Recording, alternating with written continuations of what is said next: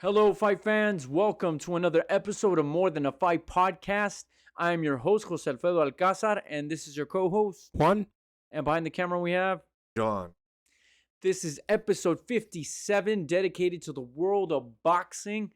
And we're just going to jump right into it because, of course, it was a huge weekend because we had two of the young guns, up-and-coming stars in the game of boxing clashing together, which almost never happens in the sport. And I hope that these guys are the catalysts for this happening again and again in the years to come. Juanillo, where do you want to start with what happened Saturday night? We're talking about Tank Yes, and of course, yeah. Ryan. I mean, it went exactly as Tank said, I guess, right? Yes, He's the one that predicted that's the true. 7th round. You got to give him props for that. Yeah, no, but Ryan, I thought did okay until he got stupid. First round he won, but again, Tank usually loses the first few rounds, Right. except not this time because he knocked him down in the second. Even though Ryan did, I think he caught him a few times, but he got careless. And Tank kind of, he did the same thing like 3 times in a row. Of course, Tank was going to catch on eventually. Beautiful body shot. Mm-hmm. Tank just pretty much showed us why. I mean, he's backed up what he said, really, Right. every time. Mm-hmm. Of course, this was the biggest fight in Tank Davis's career, in my opinion, and his best performance to date, without a shadow of a doubt, because of the level of competition. Even though a lot of people, and I think this is dumb, are saying that Ryan Garcia had no chance, which is silly for a number of reasons. But anyway, I want to focus more on Tank because then again, some of the things people say is silly, and we'll get into that later. But anyway, Tank Davis showed why he is now the best boxer at 135 pounds, and he has no belts, which makes it that much more amazing because Devin Haney is technically the undisputed champion at 135 pounds, but Tank Davis is better, which is crazy to say in this day and age. And we saw what Tank Davis is great at, and what we said, and we did touch on it on a separate video because I love how people only seem to go for the Ryan one, but that's a whole nother story. I don't think he's the best one at 135. I do, because he showed it. He fought a guy that was definitely dangerous, had hand speed, had height, had reach. You can make. I think Shakur's going to beat the all of argument them. that Shakur is better, but as of right now, I'm gonna say Tank Davis is number one because of what he did and how he did it. He has the biggest audience, but I still think Shakur is going to beat everyone. Okay, yeah, we can say that, but again, right now today, I think Tank Davis is number one again because of how he beat Ryan Garcia. You're just talking about a ranking system. But in reality, Oh no, I'm not talking about a ranking system. I'm talking in my opinion, Tank Davis is number one. That's over Alfredo's Devin opinion. Haney Alright. and over Shakur Stevenson. And the only reason I'm putting over Stevenson is because Stevenson has not yet fought those guys. But I believe Stevenson is the best out of the three. But right now, today, I'm going to say Tank is number one because you got to respect the man for what he did Saturday night and how he did it. And he called his shot and said 7th round. And I definitely respect him. I kind of agree with some of the things you said about Ryan Garcia, but at the same time, I disagree. I thought Ryan got careless in the second because he got too aggressive and he let his guard down, and that's why Tank put him down. But even after that, after the second round, I felt Garcia was gun-shy, and we obviously know why he got put down. But it seemed like he was relying too much on that left hook. That's what he always does. And that's the problem. And that's why I asked you after the fact, I'm like, do you really think that Joe Goossen...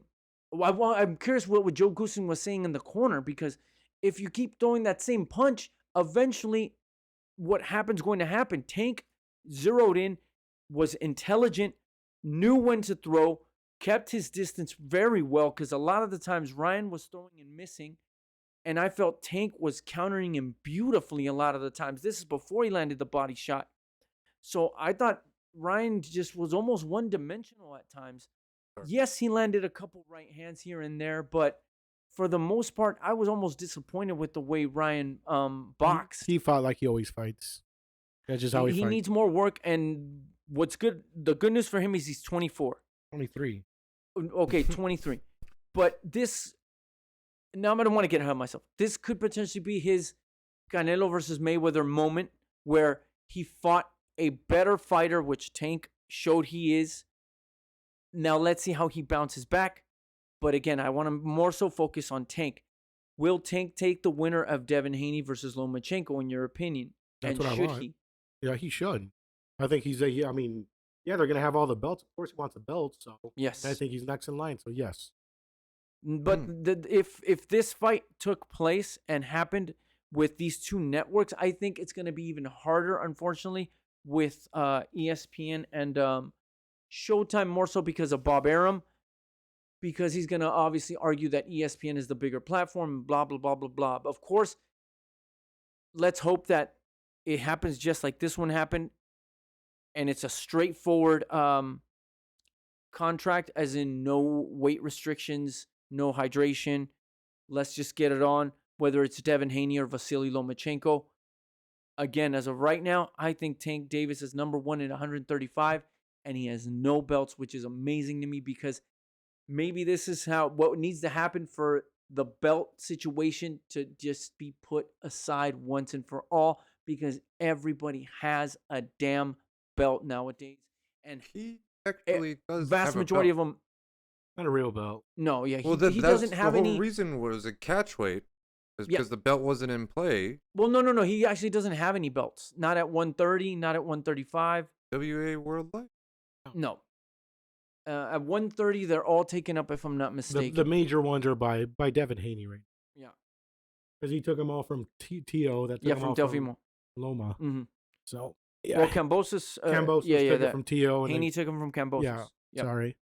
But yeah, no, I think that should be next. Yes, absolutely. I hope he's ringside. I would love him for him to be ringside, but either way, I think he is definitely the A side. That's just how the game is going to be.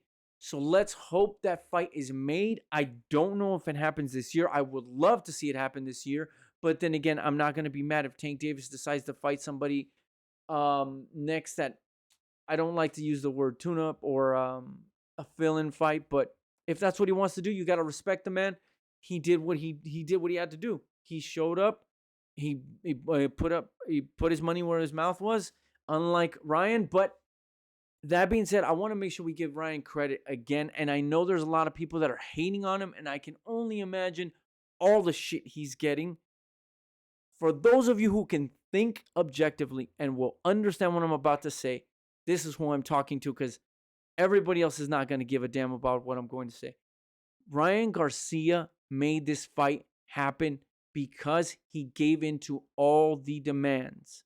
I'm not making excuses for him losing. I'm just saying he was the catalyst for this fight happening. You at least got to give him that much if you're an objective person and you're not going to be constantly bashing the guy and saying he's a fraud and saying that he can't box and why did he get in the ring with Tank. I think that's a bunch of BS that people who don't really want to look at what boxers really do and the work they put in. I think that's nonsense. You got to give the guy some respect. And more importantly, I hope, again, like I said in the beginning, him and Tank Davis continue this trend of the best fighting the best no matter what age they are.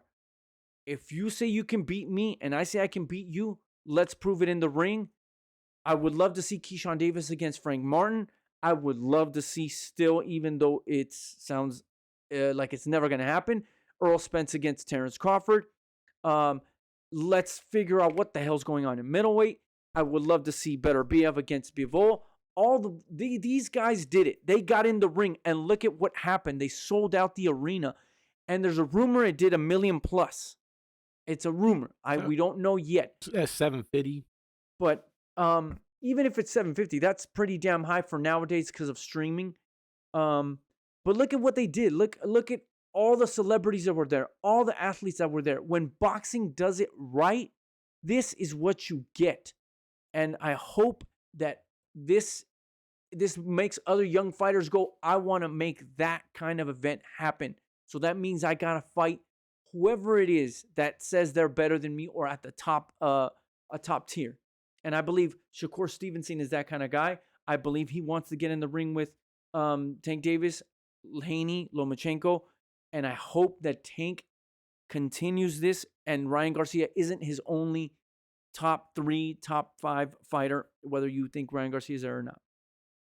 Well, Garcia's moving up in weight now, so. Okay, so you think he won't... It's going up to 140, right? Yeah. He says he's done with the weight. He's not making 135 anymore. Right. So, no, well, I'm just saying. That's true. Where do you think Ryan goes from here? 140. I mean, fight a top 10 guy. Yeah, he does. And Matias? That's tough. Matias is high. It's ranked pretty high. Oh, hey, the Rougarou would be... Whoa, let's slow down. Yeah, let's not put him there yet, right. dude. Let's slow down. Josh Taylor. Give him Josh Taylor. Yeah. No, well, Josh Taylor's number 1. Josh Taylor's going to fight Teofimo Lopez. Yeah, Teofimo. There's a lot of fights. I mean, Liam Paro. Fuck it. Let him go in with someone. Yeah, if you're Oscar De La Hoya and Ryan Garcia, Oscar's got to talk to him and say, listen, you lost to a top-notch guy, so you're going to have to get in there and beat somebody of significance, because if he fights some dude we haven't heard of in his next fight later this year, they're going to bash him even more than they already are right now. And they need to remove Alberto Pollo from there. Obviously, we touched on it. He fucking got busted, so I hope they take him down from there. And but yes, Subirel Matias is one hell of a fight. Regis Prograis, we already know what he's about. Josh Taylor was undisputed, and he's going to fight Teofimo Lopez. So there's another guy, Josh Taylor, that has fought top-notch fighters one after another. Actually, you know what? No matter who wins, Teofimo Lopez versus Garcia is a fucking seller right there. Yeah, they have a little bit of history. Yeah. But Teofimo needs to show he's still got something. With all due respect, I think Josh Taylor's going to beat him. Hey, but Rolly's about to get a title at 140. Maybe he can fight Rolly. Yeah, you're right. Why you got to do that? You're right. I just don't like that Rolly Romero's getting a title shot over somebody like Jack Catterall. I think that is absolute garbage. Promoters got it done. But no, yeah. I think Ryan has to work his way back up, and it's going to take some time. And then more importantly, I personally don't. Maybe he needs more fights with Goossen. I don't know. I just didn't like that he kept throwing the left. I'm like, what he does. You got to have something else in your arsenal. Once you get punched, you forget. You're going to go back to what you know, and that's what he knows. But anyway, real quick, let me ask you about this, because there was so much after the fight that came out. What did you make of the sparring partner, the mole, supposedly in his camp? Just a storyline. You don't think that was true, or no? I'm sure. I mean, it might have happened. He might have hit him down, and not even that. Supposedly, he gave Tank's camp information or something. Yeah, here he is. Yeah, it's stuff like that is I don't know. It's hard to digest because you don't know if sometimes it feels like he's taking. I forget his name. I can't say his name. There we go. Enderbadat Bazar.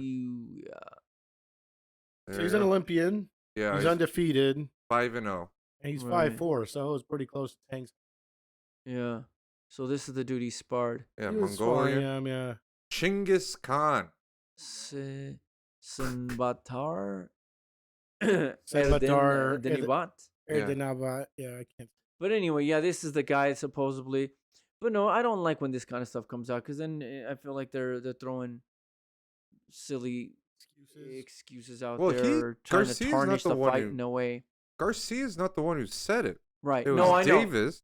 know. Yeah, and then then to get under his skin. Yeah, Tank was the one who was saying, I got moles in your camp, blah, blah, blah, blah, blah. And then Garcia was like, I don't care. And then this guy comes out with a fucking clip saying, hey, I hurt your body, my bad.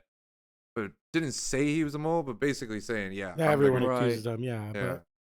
Well, either way, I think Ryan's got he's got to climb back. It's not going to be easy. But at the end of the day, he's still very young. It's only his first loss. And more importantly, he should learn from it. Again, I know people are going to get crazy. To me, it's like when Canelo lost to Floyd Mayweather. How do you bounce back? We saw what happened with Canelo. And speaking of which, where do you see Tank now as far as boxing is concerned? Like, how popular is he now? No, he's Because a lot of people said the winner of this would be the new face of boxing. other than Canelo, he's the second most popular. Right. Yeah, I agree. I think Canelo's still number 1. He's number 2. Mm-hmm. And If forgot Canelo still was there fighting. Oh no, well, yeah. I mean, because Canelo's 32, so they're already trying to, which is natural. They're trying to already find someone else, and Tank seems to be that guy. And honestly, he's putting out performances that make it so. Yes, he is going to be the next face of boxing, unless Shakur Stevenson takes that crown from him. But as of right now, Tank Davis. Do you think, because press conference, Ryan Garcia was left by himself. Oscar De La Hoya and Bernard Hopkins had to leave because of death threats. Yeah. Well, they said Oscar said Bernard wasn't allowed. Yeah, because of what happened at the weigh-in. And Oscar he got a lot of death threats, so he didn't want to be there. Mm. So he had to leave. So do you think he stays with Oscar? Because he ain't leaving. I'm sure he has a contract. They signed a contract though. He ain't leaving. How many more fights? I don't know, but he's for sure not leaving this year or next year even. I think he signed a multi-fight contract. Yeah, but yeah, that's what is there anything else we missed about this particular one? That's it, yeah. I think he actually went up. No, but yeah, that's what I was telling John, that there was a lot to touch on. But anyways, guys, please tell us what you think. Like, comment, subscribe. And we'd love to hear about you. I'd love to hear from you guys. Obviously, TikTok's been getting a lot of action. Thank you guys for that. We also have Instagram, Twitter, Facebook. And yeah, thank you guys, and we'll catch you on the next one. John? Hey, just bleed.